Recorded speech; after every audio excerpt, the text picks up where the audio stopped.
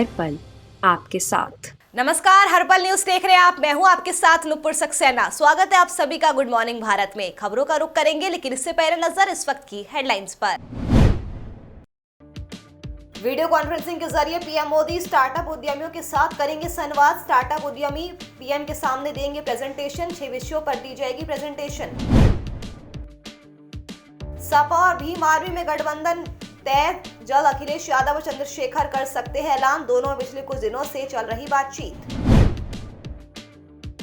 सपा नेताओं पर एफआईआर दर्ज। वर्चुअल रैली के नाम पर सपा ने जुटाई थी भीड़। कोरोना के चलते चुनाव आयोग ने रैलियों पर लगाई थी रोक। गुजरात में आज होगी जैविक खेती से संबंधित योजना की शुरुआत। कार्यक्रम में गृह मंत्री अमित शाह करेंगे शिरकत। सीएम भूपेंद्र पटेल के आवास पर होगा कार्यक्रम।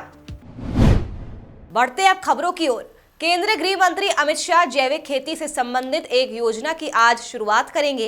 आपको बता दें कि गृह मंत्री अमित शाह जैविक खेती से संबंधित एक कार्यक्रम में भी शिरकत करेंगे। ये कार्यक्रम मुख्यमंत्री भूपेंद्र पटेल के आधिकारिक आवास पर निर्धारित है। गांधीनगर से सांसद शाह अपने संसदीय क्षेत्र से संबंधित विकास परियोजनाओं और अन्य सरकारी योजनाओं के क्रियान्वयन की समीक्षा कर सकते हैं। कोरोना के बढ़ते मामलों के बीच चुनाव आयोग ने रैलियों पर रोक लगाई है, लेकिन शुक्रवार को सपा लखनऊ कार्यालय के बाहर लोगों का भारी हुजूम देखने को मिला। सपा ने इसे नाम जरूर वर्चुअल रैली का दिया था, लेकिन वहां पर सोशल डिस्टेंसिंग की धज्जियां उड़ाई गई और किसी भी कोरोना प्रोटोकॉल का बिल्कुल भी पालन नहीं हुआ। वहीं अब सपा के खिलाफ एफआईआर दर्ज की जाएगी। आपको बता दें कि सीआरपीसी की धारा 144 के तहत सपा के खिलाफ ये एक्शन लिया जाएगा। अभी तक समाजवादी पार्टी की तरफ से इस विवाद पर कोई भी सफाई पेश नहीं की गई है, लेकिन बीजेपी ने इसे बड़ा मुद्दा बना लिया है, जिसके बाद बीजेपी प्रवक्ता गौरव भाटिया ने जोर देकर कहा है कि सपा ने कोरोना काल में चुनाव आयोग के नियमों का मखौल उड़ाया है।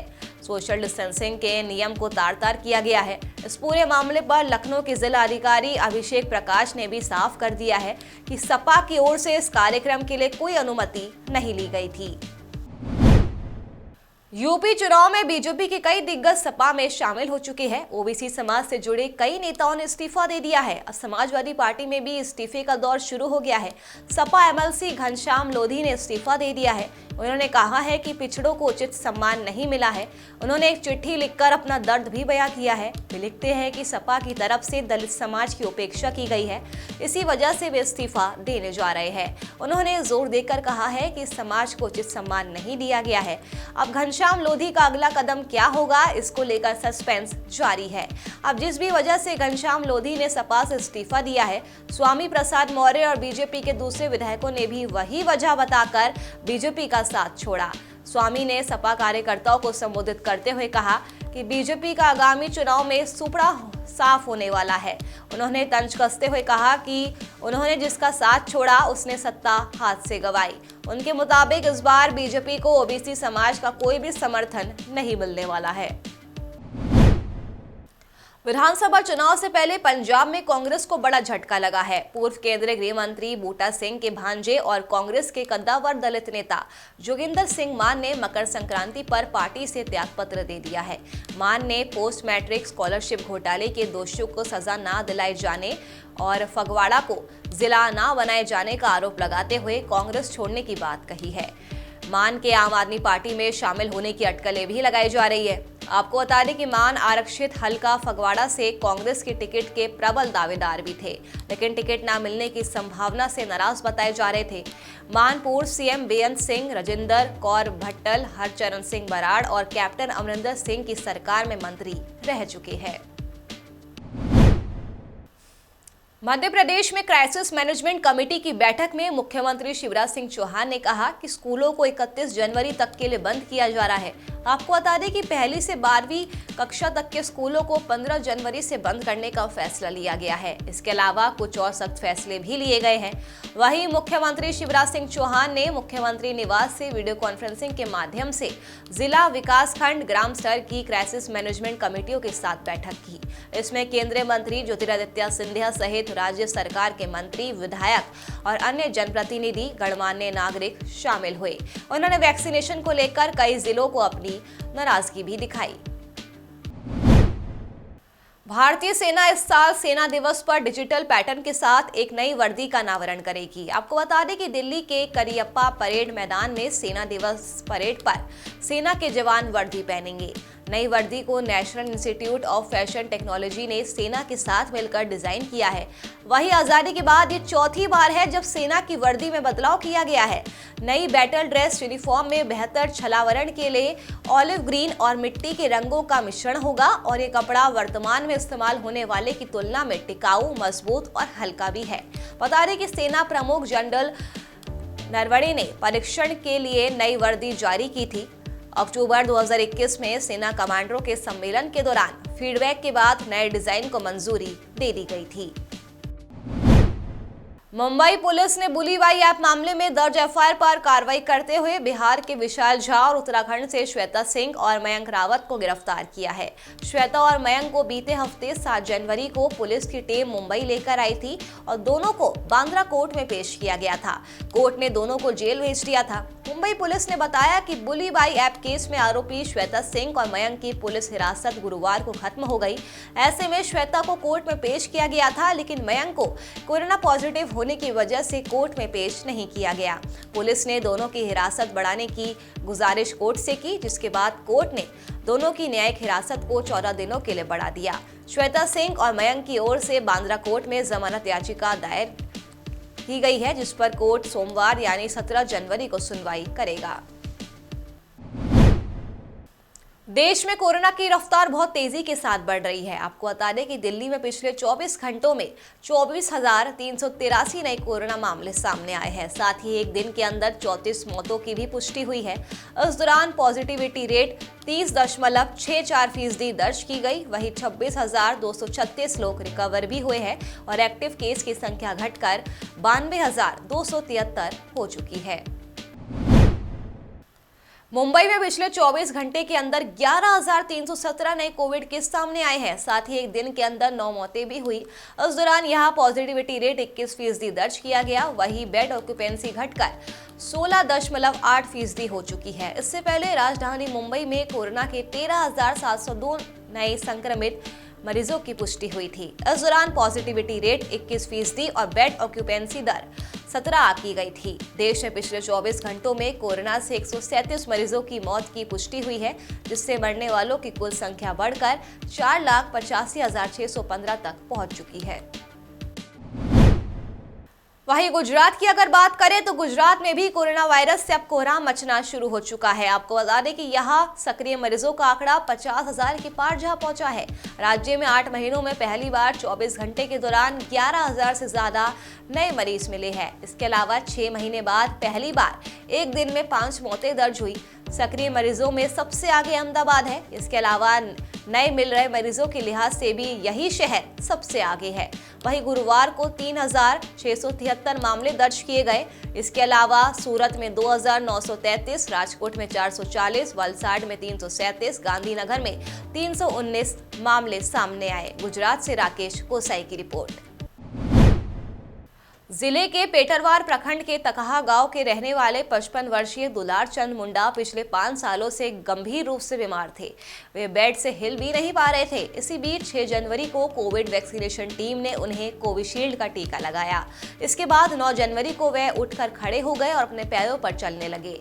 राज्य वैक्सीनेशन के पदाधिकारी राकेश दयाल का कहना है कि हेल्थ डिपार्टमेंट इसकी जांच की तैयारी कर रहा है। स्थिति सही होते ही रिम्स के एक्सपर्ट की टीम मामले की जांच करेगी। और उन्होंने बताया कि जब तक इस बात की जांच नहीं हो जाएगी कि मुंडा को किस तरह की परेशानी थी और उनका क्या ट्रीटमेंट चल रहा था। देश में कोरोना संक्रमण के मामले तेजी के साथ बढ़ रहे हैं। वहीं इस बार कोरोना को लेकर खतरा इसलिए भी ज्यादा दिखाई पड़ रहा है क्योंकि इस बार बच्चे भी पॉजिटिव हो रहे हैं। चिकित्सा विशेषज्ञों का कहना है कि पिछली लहरों के उलट इस बार बड़ी तादाद में बच्चों में संक्रमण देखने को मिल रहा है, जिसके बाद ज्यादातर मामलों में संक्रमण बहुत हल्का है, लेकिन 2 साल से कम उम्र के बच्चों में बीमारी के गहरे लक्षण दिख रहे हैं, जो कि शिशुओं में सांस संबंधी समस्या उत्पन्न कर सकते हैं। दुबई इंटरनेशनल एयरपोर्ट पर एक बड़ा हादसा होने से टल गया। दुबई से भारत आ रहे 2 एयरक्राफ्ट एक ही रनवे पर आ गए, जिसके बाद एयर ट्रैफिक कंट्रोल ने आनन फानन में एक प्लेन को रनवे से हटाने के निर्देश दिए, जिससे सैकड़ों यात्रियों की जान बच गई। इस मामले को गंभीरता से लेते हुए एमिरेट्स एयरलाइंस ने घटना की जांच के आदेश दे दिए हैं। एयरलाइंस ने क्रू मेंबर्स के खिलाफ भी इंटरनल इंक्वायरी का फैसला किया है।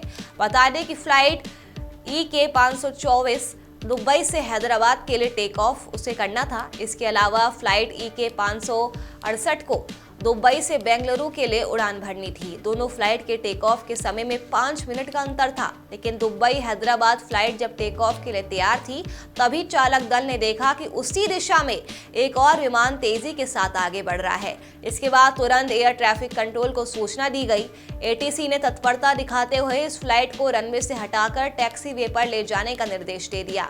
चालक ने तुरंत ये काम किया और हादसा होने से बच गया। हरियाणा के सिरसा में डबवाली की बिश्नोई धर्मशाला में शुक्रवार को हुई विभिन्न किसान संगठनों की बैठक में भारतमाला NH 754 के नेशनल हाईवे से प्रभावित किसानों को लेकर चर्चा की गई। बैठक में भारतमाला संयुक्त संघर्ष मोर्चा का गठन किया गया। फैसला लिया गया कि जब किसानों की मांगों का समाधान नहीं होता, वे किसी भी सूरत में हाईवे का निर्माण नहीं होने देंगे। 25 जनवरी को किसान महापड़ाव के बाद अपनी जमीनों पर कब्जा कर लेंगे। बैठक में अखिल भारतीय किसान सभा, हरियाणा किसान एकता डबवाली, भारतीय किसान यूनियन चडूनी, भारत भूमि बचाओ संघर्ष समिति, CITU, राष्ट्रीय किसान संगठन हरियाणा के पदाधिकारी और 9 गांव के प्रमुख किसानों ने भाग लिया। बैठक में भारतमाला NH 754 के नेशनल हाईवे से प्रभावित किसानों और आम जनमानस से जुड़े मुद्दों पर 4 घंटे तक चर्चा हुई। किसानी बचाने के साथ साथ जवानी बचाने का मुद्दा भी अहम रहा। कोरोना की तीसरी लहर के बावजूद देश की अर्थव्यवस्था चमकेगी। ये दुनिया में सबसे तेज गति से बढ़ेगी। 2021 से 22 यानी चालू वित्त वर्ष के दौरान सकल घरेलू उत्पाद में 8 से 9% की दर से ग्रोथ हो सकती है। विश्व बैंक के मुताबिक पूरी दुनिया की GDP इस साल में 5.5% की दर से, जबकि अप्रैल 2022 से मार्च 2023 के दौरान ये 4.1% की दर से बढ़ सकती है। अमेरिकी अर्थव्यवस्था इसी दौरान 5.6 और 3.7% से, जबकि चीन की इकोनॉमी 8 और 5.1% की रफ्तार से बढ़ेगी। RBI ने दिसंबर में अपनी मॉनेटरी पॉलिसी के दौरान कहा था कि देश की GDP 9.5% की दर से बढ़ सकती है। इससे पहले 2020 से 21 के दौरान देश की अर्थव्यवस्था में -7.3% की दर से गिरावट देखने को मिली थी। ये पिछली 40 सालों के दौरान सबसे कम ग्रोथ रही। पाकिस्तान के प्रधानमंत्री इमरान खान ने शुक्रवार को देश की पहली राष्ट्रीय सुरक्षा नीति को पेश किया। पाकिस्तान की इस नई सुरक्षा नीति में सैन्य ताकत पर केंद्रित एक आयामी सुरक्षा नीति के बजाय आर्थिक सुरक्षा को केंद्र में रखा गया है। राष्ट्रीय सुरक्षा समिति और मंत्रिमंडल से अनुमोदित सुरक्षा नीति के सार्वजनिक संस्करण जारी करते हुए इमरान खान ने कहा कि पूर्ववर्ती सरकारें पाकिस्तान की अर्थव्यवस्था को मजबूत करने में नाकाम रही। पाकिस्तान के प्रधानमंत्री ने आगे कहा कि 100 पन्नों के मौलिक दस्तावेज में राष्ट्रीय सुरक्षा को स्पष्ट रूप से परिभाषित किया गया है। खान ने कहा कि नई नीति पाकिस्तान की अर्थव्यवस्था को मजबूत करने पर केंद्रित है।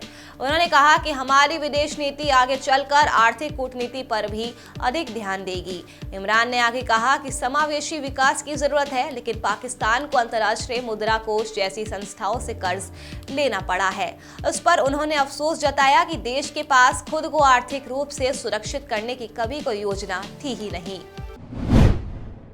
मध्य प्रदेश में लोक सेवा आयोग MPPSC राज्य 1 सेवा परीक्षा शुरू करेगा। वही उम्मीदवार अपने आवेदन पत्र में किसी भी गलत जानकारी को सही करने के लिए सुधार विंडो विकल्प का इस्तेमाल कर सकते हैं।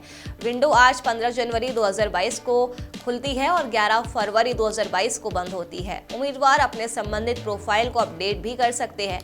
आपको बता दें कि MPPSC आवेदकों को आवेदन सुधार फॉर्म जमा करने के बाद संशोधन करने की अनुमति देती है। वही एडमिट कार्ड आधिकारिक वेबसाइट पर 15 अप्रैल तक उपलब्ध होगा।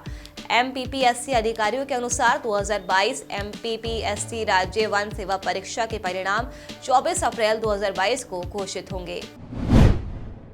पहाड़ी राज्यों में बर्फबारी और मैदानी इलाकों में बारिश के बाद मौसम में बदलाव देखने को मिल रहा है। आपको बता दें कि जम्मू कश्मीर से लेकर राजस्थान तक सर्दी से लोग ठिठुर रहे हैं। वहीं झारखंड, बिहार, यूपी सहित कई राज्यों में बारिश की संभावना बनी हुई है। आईएमडी ने अगले 2 दिनों के लिए तेलंगाना के लिए येलो अलर्ट भी जारी किया है। मौसम एजेंसी के मुताबिक तेलंगाना में छिटपुट जगहों पर ओलावृष्टि और भारी बारिश हो सकती है। साथ ही साथ कश्मीर में भीषण ठंड के कहर के बीच अधिकतर जगहों पर न्यूनतम तापमान में गिरावट दर्ज की गई। बता दें कि शुक्रवार रात घाटी के अधिकतर इलाकों में तापमान में गिरावट देखने को मिली। केवल उत्तर कश्मीर के गुलमर्ग रिजॉर्ट में न्यूनतम तापमान एक दिन पहले के मुकाबले अधिक दर्ज किया गया। केपटाउन में हुए तीसरे टेस्ट मैच में साउथ अफ्रीका ने भारत को 60 विकेट से हरा दिया है। अफ्रीका के सामने 212 रनों का टारगेट था, जिसे टीम ने 3 विकेट के नुकसान पर हासिल कर लिया। इस जीत के साथ ही एल्गर एंड कंपनी ने टेस्ट सीरीज पर 2-1 से कब्जा जमा लिया। इस मैदान पर केवल चौथी बार किसी टीम ने 200 प्लस का टारगेट चेस किया है। टीम इंडिया को इस बार अफ्रीका में सीरीज जीतने के लिए फेवरेट माना जा रहा था।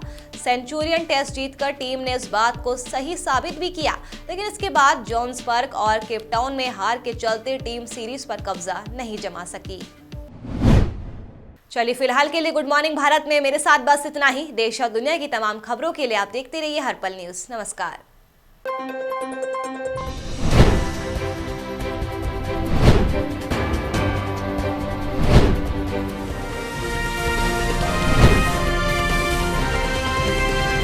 हर पल आपके साथ।